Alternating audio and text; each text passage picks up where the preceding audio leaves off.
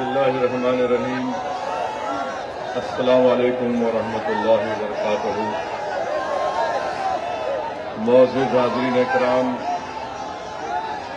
बुजुर्गाने कौम और मिल्लत, मेरी इज़्ज़तदार माँ और बहनों, गयूर नौजवान साथियों, के नशीन बतशरीफ फरमा मजलिस इत्तेहादुल मुस्लिमीन के रुकन असम्बली तेलंगाना अहमद बलाला साहब, वो ऑब्जर्वर। अच्छा, अब हमारे आप लोग हट जाइए, उनको आ जाने, इधर हट जाओ, आ जान दो, हट जाओ, हट जाइए, हट जाइए, आ जाओ, आ जाओ, हट जाओ भाई, पुलिस वाले हट जाओ, आने दीजिए, आने दीजिए, आने दीजिए, आने दो, आने दो।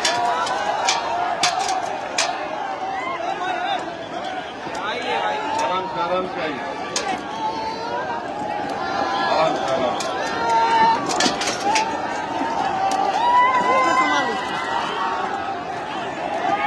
आगे ले गया भाई।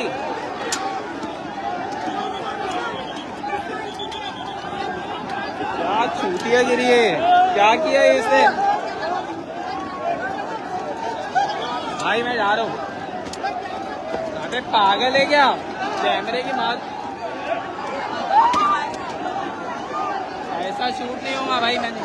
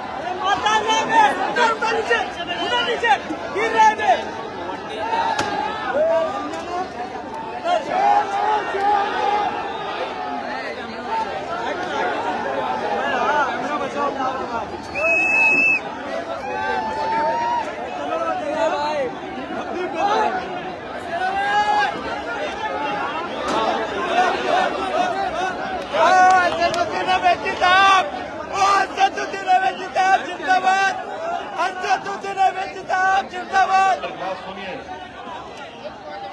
मेरे अजीज दोस्तों और बुजुर्गों, जिंदाबाद। जनाब अतीफ अहमद साहब जिंदाबाद।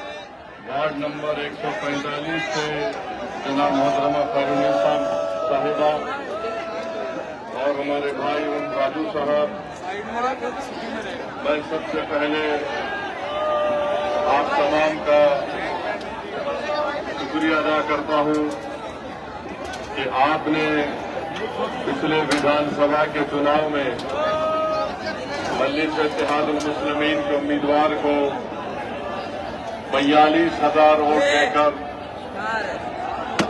उनकी ताईद का ऐलान किया और मुझे यकीन है कि इंशाअल्लाह ताला जितनी बड़ी तादाद में आपने वोट दिया है वो मुस्तकबिल में हरगिज रायगा नहीं जाएगा। और मुझे यकीन है कि आइंदा विधानसभा के चुनाव में यहां की आवाम, मानपुर शिवाजी नगर की आवाम मजलिस इत्तेहादुल मुस्लिमीन के एमएलए को मुंतखब करके रहेगी। ए भाई, ए भाई, ए भाई, ए भाई, ए भाई, ये किसको मत बोलो, छोड़ दो ना, छोड़ दो। अब आप आराम से बैठना, आराम से बैठिए। अब आपसे मोहब्बत है, आपसे भरोसा करके आपको यहां तक बुलाए। अब आप हमारी बात सुन भी लीजिए। और लोग ये भाई, ये बच्चों के ऊपर लो, ये बच्चों के ऊपर लो, छोटे बच्चों के ऊपर लो। हाँ, अभी आप सुनिए हमारी बात को। देखो, ना उद्धव ठाकरे, ना देवेंद्र फडणवीस, ना अजीत पवार, ना शिंदे, ना किसी कांग्रेस के नेता को इतना करीब आने देते आपको। हमारा आपका दिल का कनेक्शन है। भाई तो इतना करीब आने नहीं देते। तो अभी हमारी बात सुनिए आप। ये छोटे बच्चों को कर लो, छोटे बच्चों को।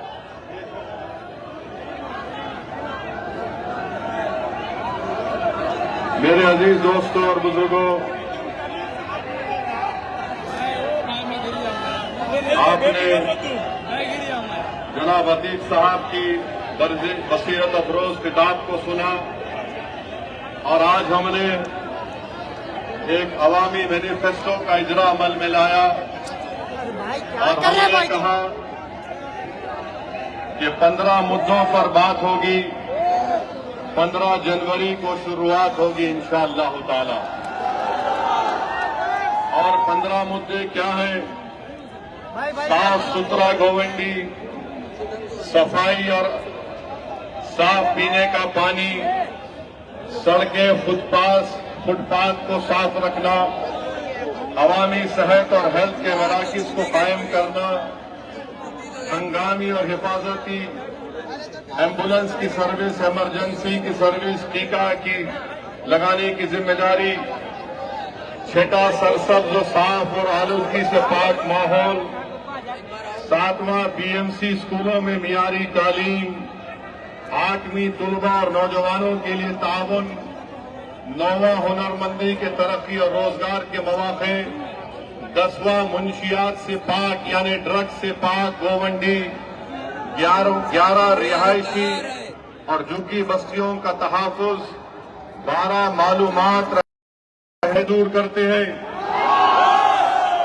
कि आप मजलिस के इस मैनिफेस्टो को मंजूर करते हैं जिसमें अतीक साहब की क़ियादत में कहा गया कि 15 मुद्दों पर बात होगी। तो क्या 15 जनवरी को शुरुआत होगी? क्या 15 जनवरी को शुरुआत होगी? मेरे अजीज दोस्तों और बुजुर्गों, मैं आपको ये बताने के लिए भी आया हूं कि देवनार में जो डंपिंग ग्राउंड है, क्या उसको खत्म करना चाहिए? नहीं खत्म करना चाहिए। देवनार में जो डंपिंग ग्राउंड है वो खत्म होना चाहिए, नहीं होना चाहिए।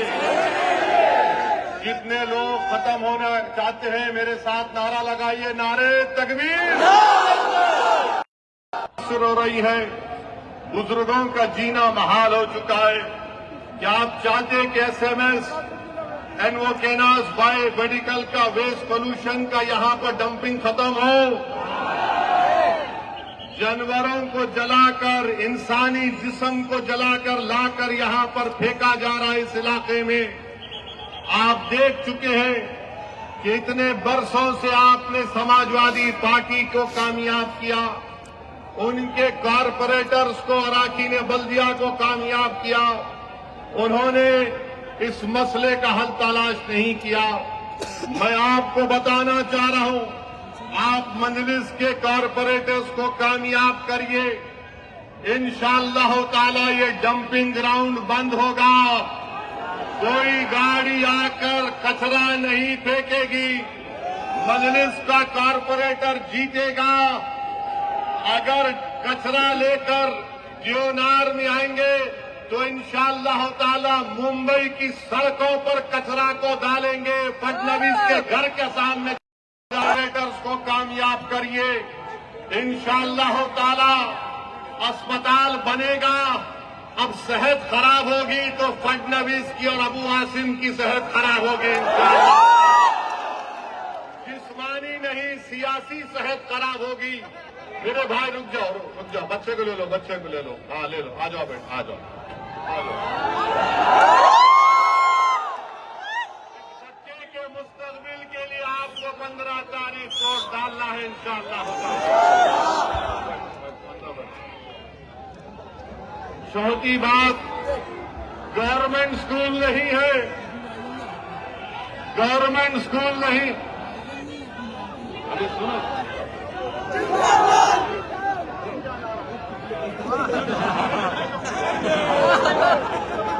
भाई थोड़ा हटो।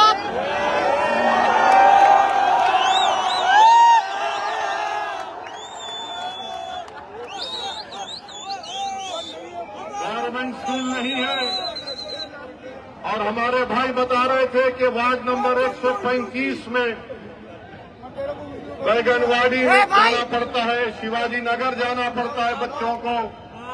एक भी बीएमसी का स्कूल वार्ड नंबर 135 में नहीं है और महाना 900 रुपये खर्च करना पड़ता है।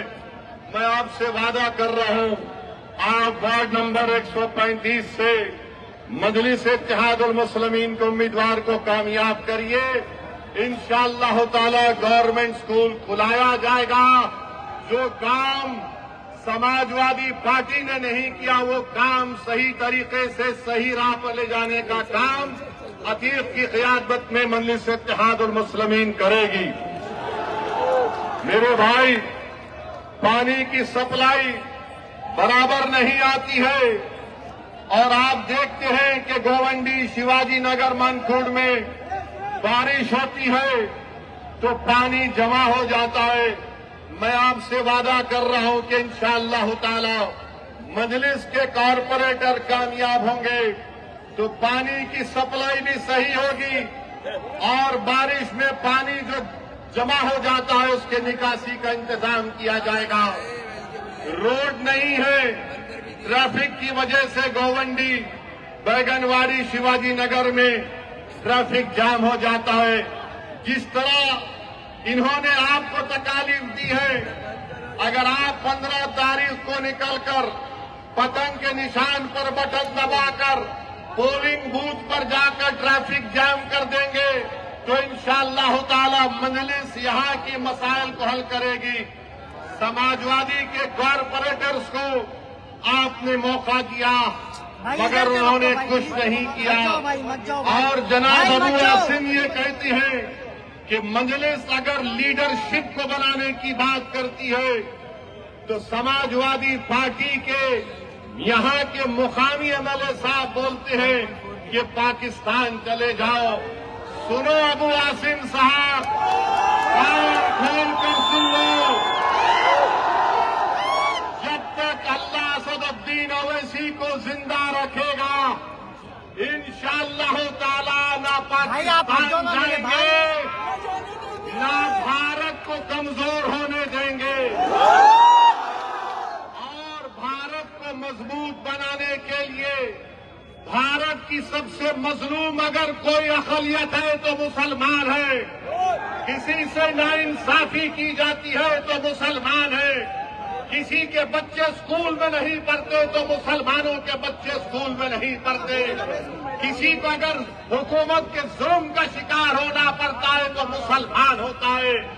आप कान खोल कर सुन लो, मुसलमानों की सियासी लीडरशिप बनेगी इंशाअल्लाह ताला। ये संविधान मुझे इस बात की इजाजत देता है। अब अबू आसिम साहब और अखिलेश यादव जानते हैं कि जिस दिन मुस्लिम अक़लियत की सियासी लीडरशिप बनेगी इनकी दुकान खत्म हो जाएगी। तुम्हारी दुकान बंद करेंगे जो तुम खून चूसते हो हमारा और आवाम का कोई फायदा नहीं करते। मेरे अजीज दोस्तों और बुजुर्गों, मैं आपको बताना चाह रहा हूं कि गोवंडी से अगर ड्रग्स का खात्मा करना है तो 15 तारीख को पतंग को देना है। अगर गोवंडी, शिवाजी नगर, मनखुर्द के घरों को बचाना है स्लम रीडेवलपमेंट के नाम पर तो पतंग के निशान पर आपको बटन दबाना पड़ेगा। मेरे अजीज दोस्तों और बुजुर्गों, मजलिस का पैगाम क्या है सुन लो। रुक जाओ, कुछ नहीं होने वाला है, कुछ नहीं होने वाला है। मजलिस का पैगाम क्या है? मजलिस का पैगाम इनफरादियत नहीं है, इंडिविजुअल नहीं है। मजलिस ये नहीं कहती कि एक शख्स को देखो, मजलिस कहती है इज्तिमाइयत को देखो। कलेक्टिव की बात, कलेक्टिव रिस्पांसिबिलिटी की बात मजलिस इत्तेहादुल मुस्लिमीन करती है। समाजवादी बोलती है एक शख्स को दो। मैं क्या चाहता हूं कि मजलिस के प्लेटफॉर्म पर एक नहीं बल्कि 100 की तादाद में आपके दुआ और वोटों से जमीनी सतह से आपका लीडर पैदा हो जाए। ये काम में आपको ताउन करना है मेरे भाई। लीडरशिप को बनाना है, जो आपकी आवाज में बात करेगा, जो आपके तकालीफ और मसाइल को बयान करेगा। और फिर जनाब अबू आसिम साहब ने इसी जगह पर एक प्रोग्राम किया और कहा 30 साल बेमिसाल, कहा था 30 साल बेमिसाल कहा था। अब मेरा जवाब अबू आसिम साहब आपके लिए है कि 20 साल गोवंदी बेहाल, जुल्म की रात लंबी, गुर्बत, तंगी और कचरे के पहाड़, ये अबू आसिम का कमाल। 20-30 साल बेमिसाल। कभी भाई सुनिए, कभी चलकर फिरते भी आप, कभी आंख से देखते यहां की बदहाली को, कभी तुमने देवनार के जंपिंग ग्राउंड के बारे में बात की, कभी ड्रग्स के मसले पर तुमने देखा कि कैसे हल किया जाए। मैं जिम्मेदारी के साथ कह रहा हूं, मैं यहां पर बैठकर मजलिस के इन तमाम 8 उम्मीदवारों की तकारीर को सुन रहा था। मैं आपको जिम्मेदारी के साथ बता रहा हूं कि बहुत लंबे अरसे के बाद मैंने ऐसे काबिल उम्मीदवारों को देखा है। आपसे गुजारिश है, दरमंदाना अपील है कि आप इन 8 उम्मीदवारों को बटन के निशान पर बटन दबाकर इस विधानसभा आपके वार्ड की तरक्की के लिए आपको कामयाब और कामरान करना है। और आप जानते हैं मेरे भाई कि देवेंद्र फडणवीस बार बार बोलते हैं ये ट्रिपल इंजन की सरकार है। मुंबई पब्लिक स्कूल से नटवर पार्क कंपाउंड में 2 साल लग गए रोड को बनाने के लिए। अरे फडणवीस साहब, ये कौन सा तुम्हारा ट्रिपल इंजन की सरकार है? मेरे अजीज दोस्तों और बुजुर्गों, ये बुनियादी मसाइल है और इंशाअल्लाह ताला आप मंजलिस के उम्मीदवारों को कामयाब करिए। मुझे यकीन है कि इंशाअल्लाह ताला ये उम्मीदवार आपके काम करवाएंगे और हम इनके पीछे रहकर इनको पूरा इनके ऊपर नजर रखेंगे कि वो किस तरीके से काम कर रहे हैं या नहीं कर रहे हैं। और जो लोग ये समझ रहे हैं कि 42,000 को अतीक को हासिल हुए, ये गलती से हासिल हो गए। अबू आसिम साहब, मैं आपको बता रहा हूं, हमसे थोड़ी कोताही हो गई। अगर असदुद्दीन ओवैसी रोडों पर चल जाता तो तुम हार जाते।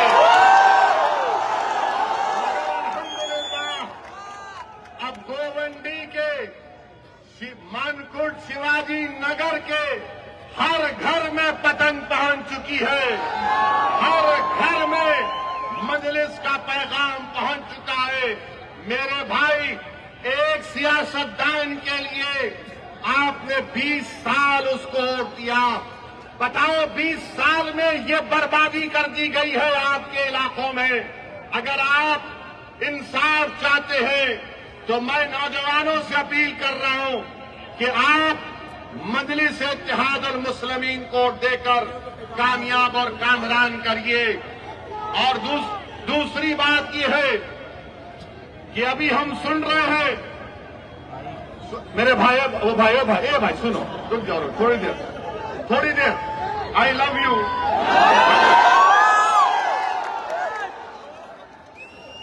अभी हम सुन रहे हैं कि एक क्रिकेट टीम में एक बांग्लादेशी था, उसको हटा दिया गया। बराबर ये बांग्लादेश में हिंदुओं पर जुल्म हो रहा, मैंने भी उसकी मजम्मत की। मगर ये तो बताओ मोदी जी, अगर बांग्लादेश में किसी की मॉब लिंचिंग होती है तो आपको गुस्सा आता है, मगर महाराष्ट्र के जलगांव में जिस बच्चे को मारा गया था उसके ऊपर आपको गुस्सा क्यों नहीं आता मोदी जी, फडणवीस जी?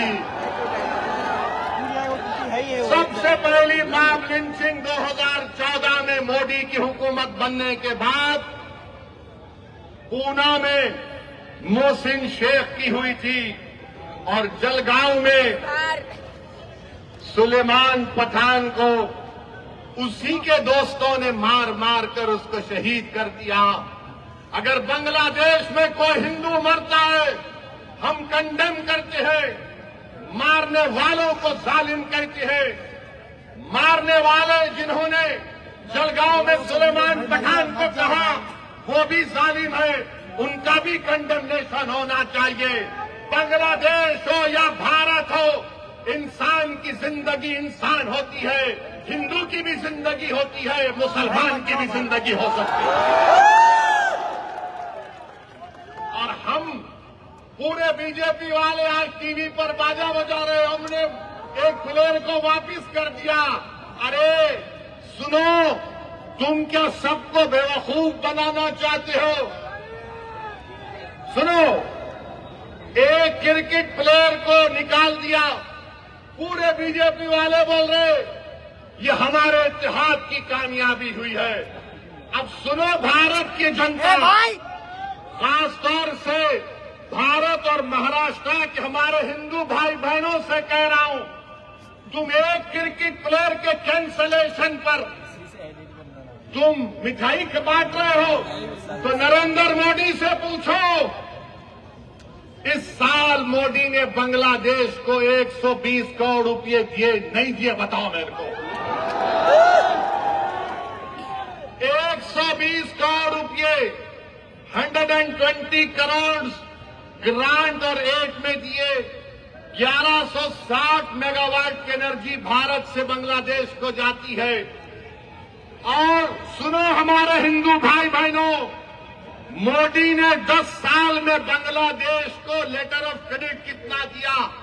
$8 बिलियन। $8 बिलियन। और तुम असदुद्दीन ओवैसी को गाली देते हो।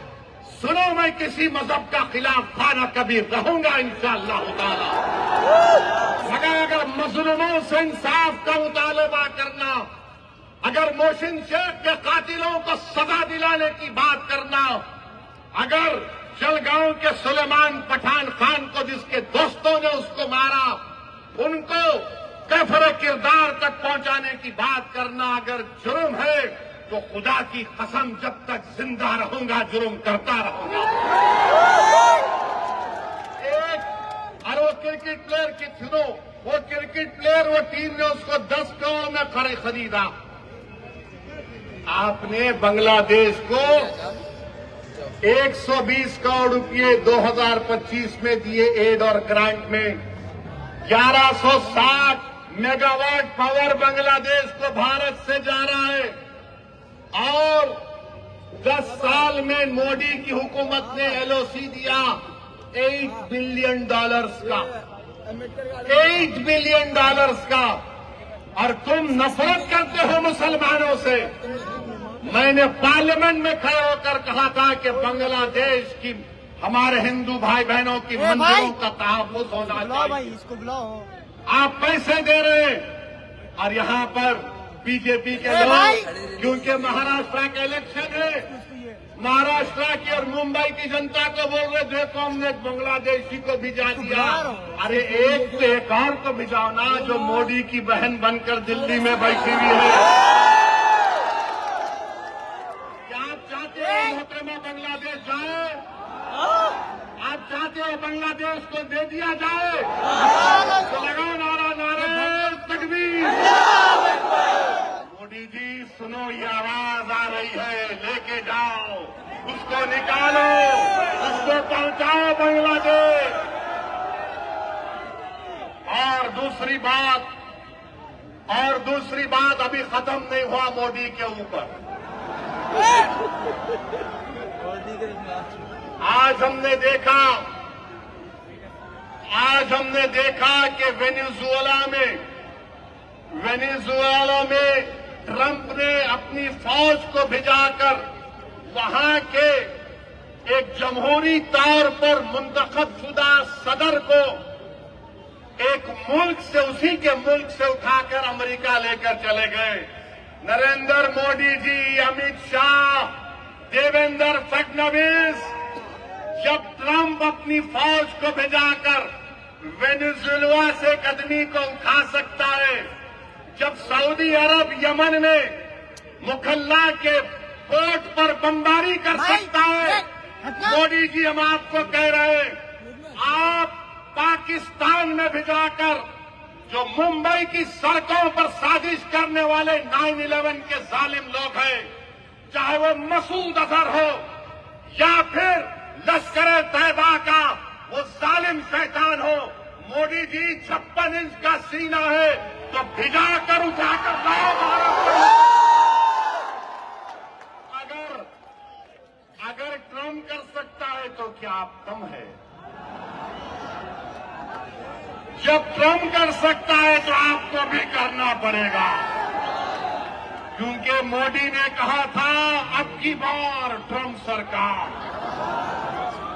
तो मेरे भाई, मुझे मालूम कि आज के इस भाषण के बाद टीवी चैनल के लोग मसरूफ हो जाएंगे। ओवैसी का एक और भड़काऊ भाषण। अरे जालिमों सुनो, किसी शायर ने अच्छा कहा था कि तुम्हारी सोच के सांचे में ढल नहीं सकता, तुम्हारी सोच के सांचे में ढल नहीं सकता, जबान काट लो लहजा बदल नहीं सकता, जबान काट लो लहजा बदल नहीं सकता। और सुनो नरेंद्र मोदी, देवेंद्र फडणवीस और अखिलेश यादव, मुझे भी मोम का समझ रहे हो क्या? तुम क्या अबू आसिम साहब की तरह मुझे भी मोम का समझ रहे हो क्या? तुम्हारी नौ से ये लोहा पिघल नहीं सकता। तो मेरे अजीज दोस्तों और बुजुर्गों, अब आएंगे समाजवादी के लोग, उत्तर प्रदेश से भी आएंगे और आकर सिर्फ एक ही का नाम लेंगे, दूल्हे भाई आकर ये बोलकर गए थे। तो इनको पूछो, अगर समाजवादी पार्टी के तरफ से कोई एमपी आएगा तो एमपी से पूछो, जब भारत की पार्लियामेंट में वंदे मातरम पर बहस हो रही थी तो किसने भारत की पार्लियामेंट में खड़े होकर भारत के संविधान का हवाला देकर कहा था? मैंने कहा था कि भारत का जो आईन है, प्रियम्बल है, वो शुरू होता वी द पीपल के नाम से, भारत माता के नाम से शुरू नहीं होता। वो किसने भारत की पार्लियामेंट में खड़े होकर कहा था कि भारत का जो संविधान का आईन का प्रियम्बल है वो क्या कहता है? जिस वक्त संविधान को अपना रहे थे 24 जनवरी 1950 को, तो क्या कहा था? Liberty of thought, expression, belief, faith and worship कहा था हमने। और ये समाजवादी पार्टी के जितने एमपी खड़े होकर कह रहे थे, मैंने खड़े होकर कहा हम इस मुल्क के लिए अपनी जानों को कुर्बान करते और करते रहेंगे। मगर हमने कहा कि हम सिर्फ अल्लाह की इबादत करने वाले हैं। हम अपनी माँ से बेइंतहा मोहब्बत करते। मेरी माँ खुदा नहीं है, मेरा खुदा वो है जो जमीन व आसमान का खालिक है। मेरी बात का यकीन मत करो, उठाकर सुन लो यूट्यूब पर जितने समाजवादी पार्टी के एमपी तकरीर किए। मैंने कहा था इय्याका नाबुदु व इय्याका नस्तईन। तुमने क्या कहा था बताओ? भारत का संविधान मुझे इस बात की इजाजत देता है। ये समाजवादी पार्टी ने उत्तर प्रदेश में और महाराष्ट्र में जितना बेड़ा गर्क किया है मुस्लिम अक़लियत का, जितना इसमें बराबर का हाथ कांग्रेस का, शिवसेना का, राष्ट्रवादी कांग्रेस का है, बीजेपी का है, उतना भी हिस्सा समाजवादी पार्टी का भी है। याद रखो आप, ये तमाम नहीं चाहते कि तुम्हारे दिल में जो तकलीफ है तुम्हारी जबान पर आ जाए। ये कभी नहीं चाहते कि तुम्हारा जो ख्वाब है उसको पूरा किया जाए। ये कभी नहीं चाहते कि तुमको साथ लाकर खड़ा किया जाए। ये कभी नहीं चाहते कि तुमको लीडर बनाया जाए।